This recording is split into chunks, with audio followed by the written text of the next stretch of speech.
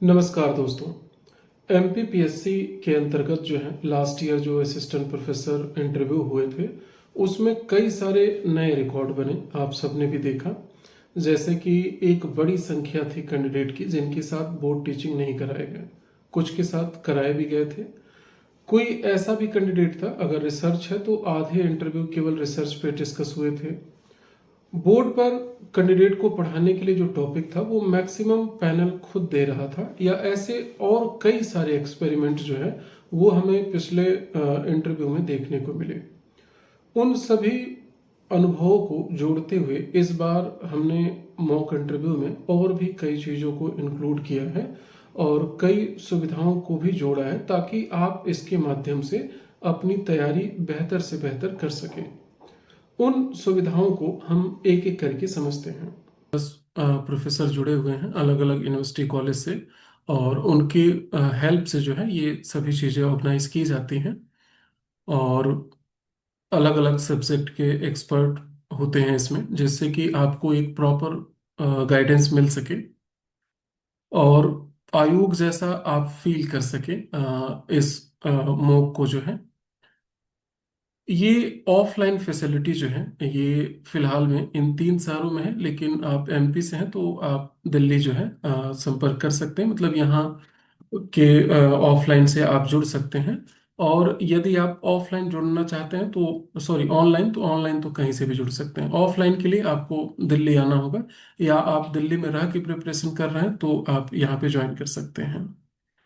इसमें हम 3 mock conduct कराते हैं, और 3 इसलिए ज़रूरी होता है कि पहले मॉक में कई सारी प्रॉब्लम निकलती हैं जिसका रिफॉर्म आप दूसरे मॉक में करते हैं, और यदि कुछ कमी रह गई तो वो तीसरे मॉक पे फाइनल हो जाते हैं, यानी कि लगभग वो ठीक हो जाते हैं। पैनल में 4 मेंबर होंगे, जिससे कि आप उस प्रेशर को ठीक से फील कर सकें। यहाँ पर बिल्कुल उसी तरह से हम ऑर्गेनाइज करते हैं ऑफलाइन अगर आप प्रेजेंट होते हैं तो। जैसे कि वेटिंग रूम में बैठना, फिर आपका नंबर जब आए तब आप मॉक दें, आपका नाम अनाउंस हो, तो ईटीसी वो जो कहते हैं कि उस ड्यूरेशन का जो प्रेशर है वो आप ठीक से फील करते हैं। इसमें हम हमारी पूरी प्रयास रहता है कि कम से कम हम 3 सब्जेक्ट एक्सपर्ट रखें, और एक मिसलेनियस मेंबर होते हैं जो कि मध्य प्रदेश से और करंट के जो क्वेश्चन है वो आपसे पूछते हैं, जिससे कि सभी तरह के संतुलन जो है वो आपको इंटरव्यू के दौरान मिल सके। बोर्ड टीचिंग में जितनी तरह की डाइवर्सिटी हमें देखने को मिली पिछली बार, वो सभी हम हर मॉक में यानी कि तीनों मॉक में रखेंगे।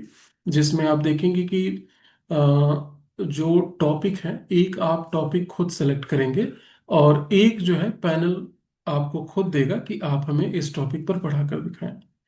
दोनों में क्रॉस क्वेश्चन होंगे और दोनों में ये देखा जाता है कि किसमें आप आंसर देने में ज़्यादा कंफर्टेबल हैं। ज़्यादातर होता है कि जो टॉपिक आपने सेलेक्ट किया उसमें आप बेहतर तरीके से अपने आंसर देते हैं, लेकिन कई कैंडिडेट हमने देखा है कि दोनों तरह के टॉपिक पे वो अच्छा आंसर देते हैं क्रॉस क्वेश्चन का। इवन केवल एक में नहीं बल्कि 2 या 3 मॉक में वो दोनों तरह के बोर्ड टीचिंग का जो क्रॉस क्वेश्चन है उसका आंसर वो प्रॉपर देते हैं। और इसका रिजल्ट पे भी अच्छा इम्पेक्ट पड़ता है जब वो मेन इंटरव्यू देते हैं तो अगर कहीं कमियां होगी तो आपको सुधार करने का एक मौका रहेगा।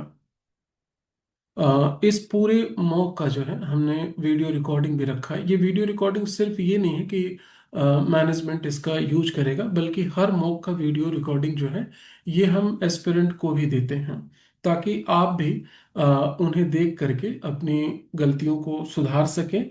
खुद का एक फेस रिएक्शन, क्वेश्चन आने पे कैसा रिएक्शन आपका रहता है, वो सभी चीज़ें आप देख सकें। बल्कि अभी हम बात करेंगे कि फीडबैक के अंतर्गत इसमें क्या चीजें रहेंगी। फीडबैक, जैसा कि अभी हमने कहा कि फीडबैक में 2 तरह के फीडबैक हम शामिल करते हैं। एक तो ओरल पैनल आपको देगा, ओरल ये रिफॉर्म आप करिए ईटीसी, वो सभी चीजें रहेंगी। दूसरा, वो सभी रिफॉर्म जो है आपको रिटन में भी दिया जाता है, ताकि आपके सामने एक आईना रहे कि ये लिस्ट है, ये गलती मेरे से हुआ है और अगली बार इन मिस्टेक को रिपीट नहीं करना है। और एक और पॉइंट रहता है कि जो आपके पास वीडियो रिकॉर्डिंग है, आप उसके थ्रू भी अपनी कमियों को देख सकते हैं कि अच्छा ये है, इस तरह से हमसे गलती हो रहा था, इसको रिपीट नहीं करना है। तो आपके पास कह सकते हैं कि 3 लेवल की रिफॉर्म हर मॉक में रहेंगी देने के बाद, ताकि आप इसे ठीक कर सकें। ग्रुप डिस्कशन भी रखा जाता है। ग्रुप डिस्कशन नॉर्मली ये ऑनलाइन रखा जाता है ताकि आप इसमें अपनी बात को रख सकें और अपने कॉम्पिटिटर को देख सकें कि उनकी अभी सोचने, बोलने, एक्सप्रेस करने की जो कैपेसिटी है वो किस तरह से है। इसकी जरूरत सबसे ज्यादा पड़ती है लास्ट मोमेंट पर, यानी कि जब आपका मेन इंटरव्यू 1 वीक 5 डेज रहता है तब, ताकि प्रेशर धीरे धीरे बढ़ने लगता है और इस डिस्कशन के थ्रू काफी रिलैक्स फील होता है।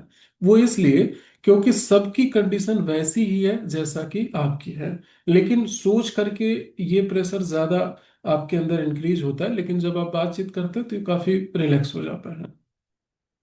डू डोंट्स यानी इंटरव्यू के दौरान या इंटरव्यू को लेकर के क्या क्या चीजें आपको करना चाहिए, क्या नहीं करना चाहिए, इसके संबंध में जो है 3 क्लासेस हम प्रोवाइड करेंगे।